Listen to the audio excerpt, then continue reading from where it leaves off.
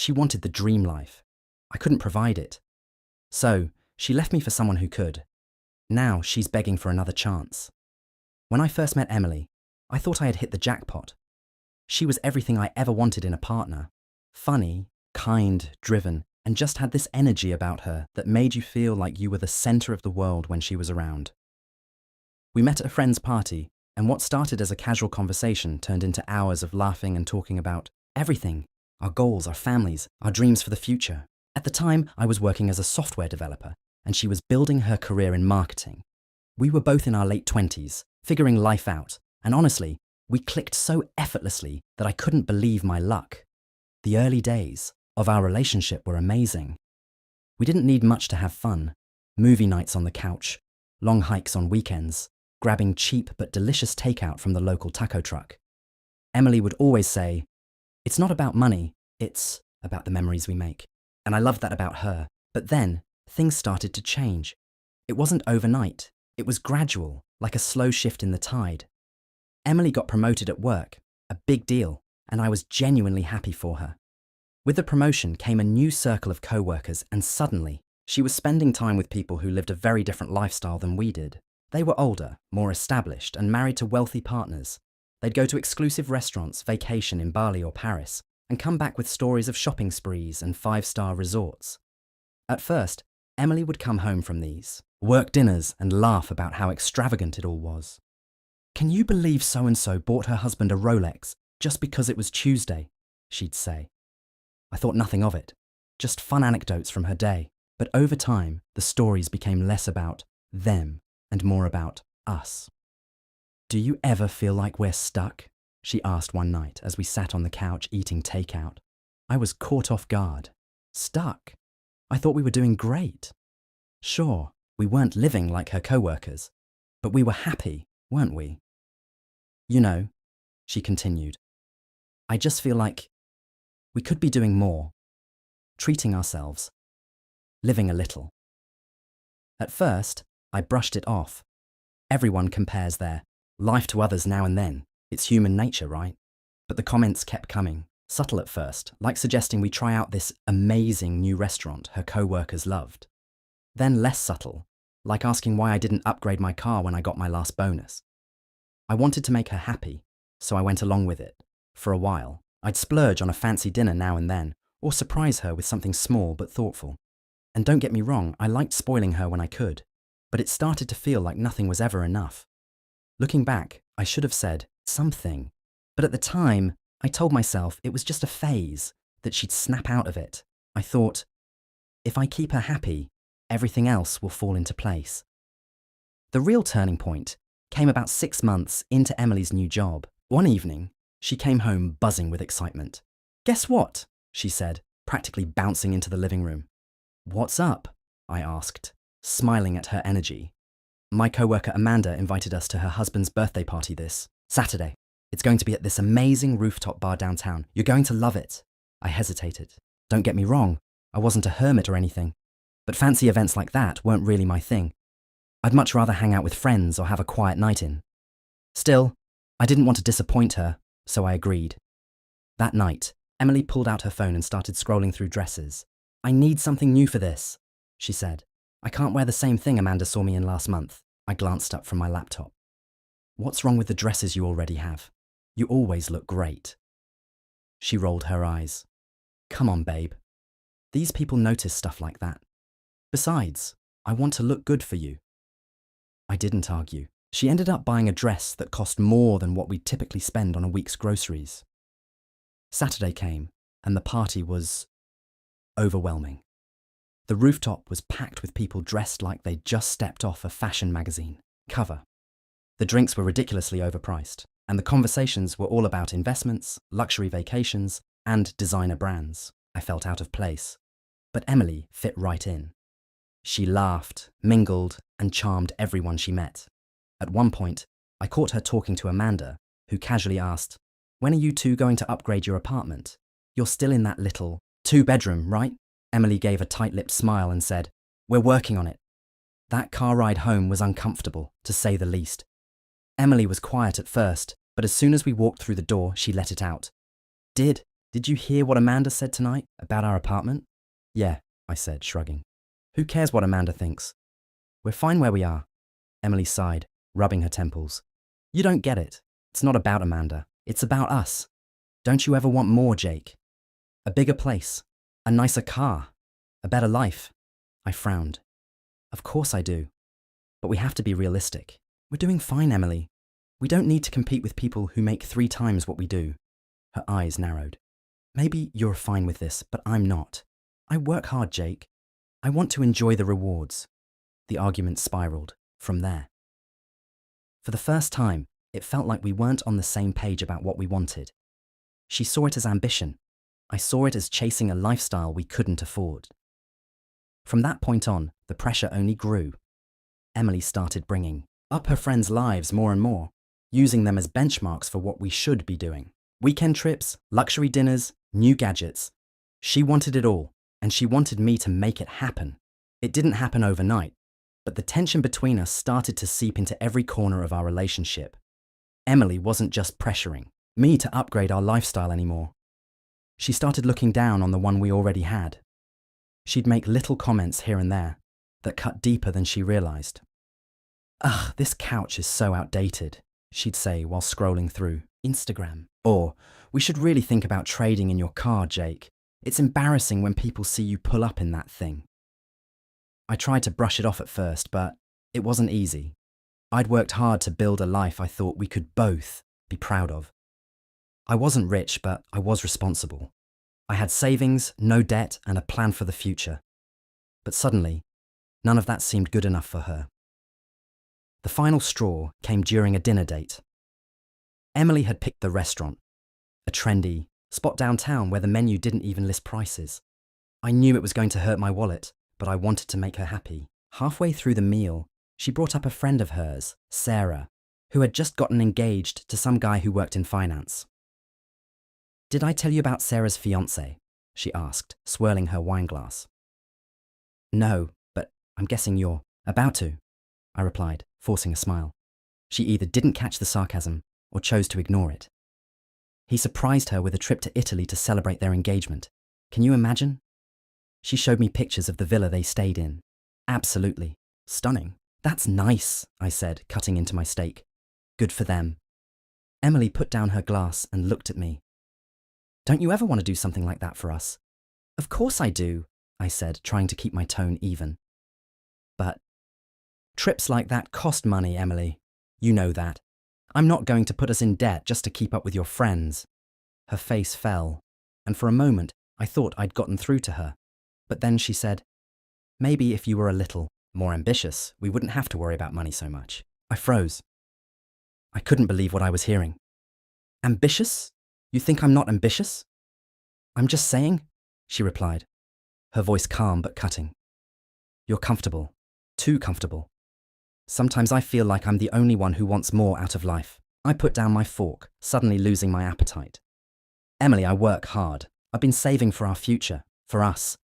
But it feels like you're more interested in impressing your friends than building something real with me. Her eyes narrowed. That's not fair. I'm just trying to push us to be better. No, I said, shaking my head. You're trying to push us into a life we can't afford, and I'm not going to bankrupt myself chasing some Instagram fantasy. We barely spoke the rest of the night. When the check came, I paid without a word, even though it was more than I'd spent on groceries all month. After that disastrous dinner, things between Emily and me went downhill fast. She stopped hiding her disappointment and started openly criticizing me. Every little thing I did or didn't do seemed to annoy her. You're so predictable, she said one evening as I suggested a quiet movie night at home. Don't you ever want to do something exciting? Like what? I asked, already bracing for the answer. I don't know. Go somewhere fancy. Do something spontaneous. Live a little, she said, flipping through her phone as if I wasn't even there. I could feel the resentment building inside me. I wasn't boring. I was responsible. But in her eyes, that wasn't enough anymore. The final blow came on a Saturday morning. Emily sat me down, her expression serious. Jake, we need to talk, she said, her voice unusually calm. My stomach sank. What's going on? She hesitated for a moment before blurting out. I Don't think this is working anymore. I stared at her, trying to process her words. What do you mean? We've been together for years, Emily. What's not working? She sighed and looked away. I love you, but I need more. I want more. And I don't think you're the kind of guy who can give me that. Her words hit me like a punch to the gut. So what? You're leaving me because I'm not rich enough. It's not just about money, she said, though her tone wasn't convincing. It's about ambition, lifestyle, the future. I don't see us wanting the same things anymore. I was furious, but I kept my voice steady. And you think there's someone out there who's going to magically give you this dream life you want? Emily didn't answer, but her silence said it all. That was it.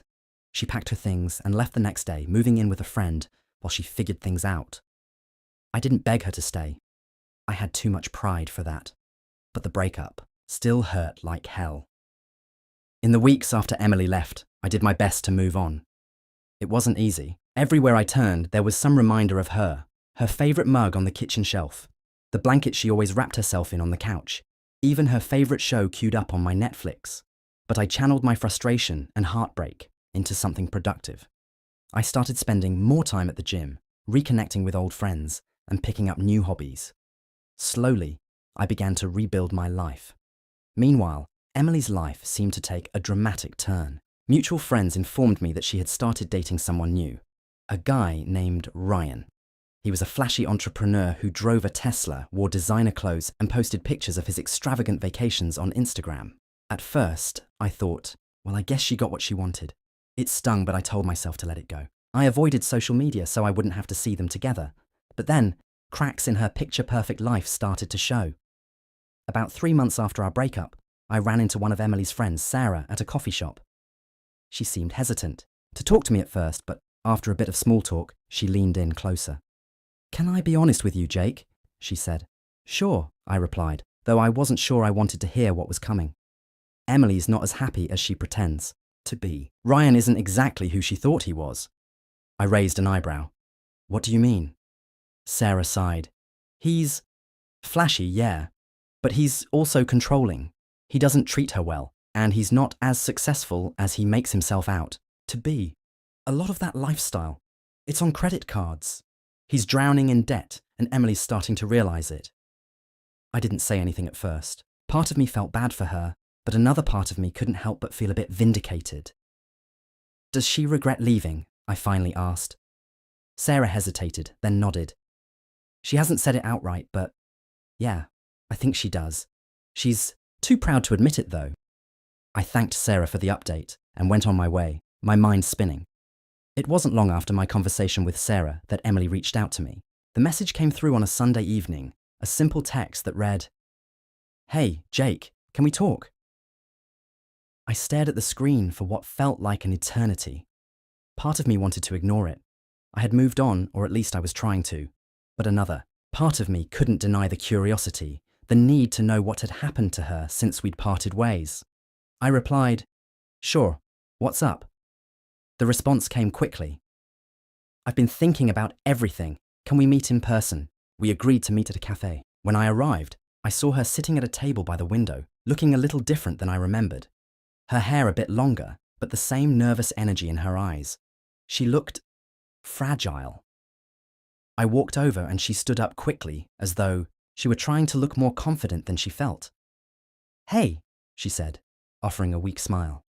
"Hey," I replied, taking a seat. There was a long silence between us before either of us spoke again. "I know this might be strange, but I wanted to apologize," she said, her voice tinged with regret. I raised an eyebrow. "For what?" "For everything," she said. "For how I left. For pressuring you. For being selfish." She looked down at her coffee cup, not meeting my gaze. I was so focused on this idea of a perfect life, and I couldn't see what was right in front of me. "I pushed you away when you were the one who truly cared about me." I felt a knot tighten in my chest, but I kept my composure. "So, what happened with Ryan?" Her eyes flickered, and she shifted uncomfortably in her seat. "That's the thing. He's not who I thought he was. He's not what I wanted, Jake. I was so blinded by the idea of wealth and status, but now I realize it doesn't mean anything if you don't have someone who genuinely cares about you. Her words hit me like a punch to the gut. I had to admit, hearing her say it out loud felt validating, but it also stung. I had spent so long feeling like I wasn't enough, and now she was here admitting that everything I'd been afraid of was true. Why now? I asked. Why are you saying all this now, after everything's happened? I don't know, she said, quietly. I guess I was trying to prove something to myself, to everyone else, but it didn't work. I want what we had, Jake. I miss it. I miss you. I looked at her, trying to gauge if she was being sincere or if this was just another attempt to make herself feel better. I wanted to believe her, but I couldn't ignore the past. Emily! I started, but she cut me off. Please, just give me a chance to show you that I've changed. I'll make it right, I promise. Her words were desperate, but there was something in her eyes, something genuine, maybe even a little broken. It was hard to ignore the old feelings that resurfaced in me, but I reminded myself of everything that had happened. Emily, I've worked really hard to move on, I said slowly. I don't want to go through this again. I don't want to be that guy who's just there when it's convenient for you. She looked down, her face falling. I understand, I really do. I messed up, Jake. The weight of her apology hung in the air between us. Part of me wanted to forgive her, to give her another shot. But another part of me, an honest part, knew I had to keep moving forward, even if it meant leaving her behind. You made your choice, Emily, I said, my voice firm, and I made mine. The following week was a blur. Emily's words continued to echo in my mind, and I found myself grappling with the decision. Could I really go back to the way things were? Could I trust her again? Would it even be worth it? I spent hours thinking, talking it over with close friends who had seen the whole relationship unfold. The consensus was unanimous. Don't go back. They reminded me of everything she had done, the way she had used me, and how I had ended up on the losing side of it all. Still, I couldn't shake the guilt that lingered. The idea of her reaching out, of wanting to rebuild something that felt broken beyond repair, gnawed at me. One evening, I went for a long walk, trying to clear my head. The air was crisp and the streets were quiet. It was a familiar setting, just me, my thoughts, and the weight of the world on my shoulders. As I walked, I replayed the conversation, with Emily in my mind. The way her eyes had looked when she talked about missing me. How sincere she seemed. But then, there was that underlying truth. She had left for someone with more money, more status. What had changed? Had she truly learned anything, or was this just a last-ditch effort to escape the mess she had created? I stopped at a park bench, staring at the empty playground in front of me. The swings gently swayed in the wind, and the silence was almost deafening. I thought about what had made me happy before all this. What had I really wanted out of life? I wanted stability.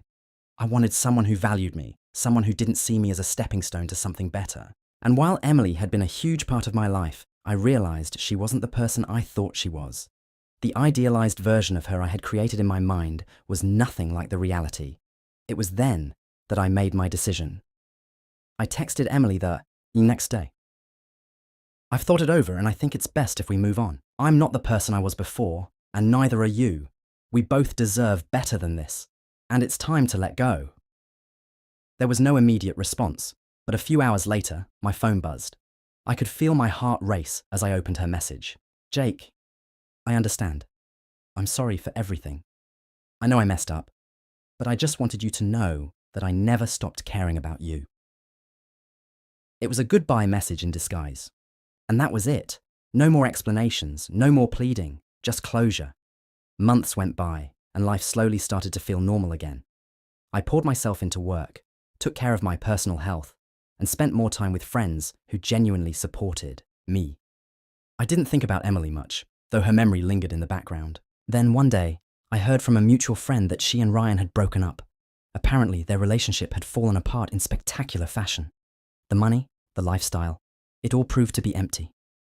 Emily had left him for the same reasons she'd left me. I couldn't help but feel a strange sense of satisfaction, though I quickly realized that it wasn't about winning. It wasn't about being right. It was about growth, something I had done, and something she still needed to do. I sent her a brief message, just to check in. I heard things didn't work out. I hope you're doing okay.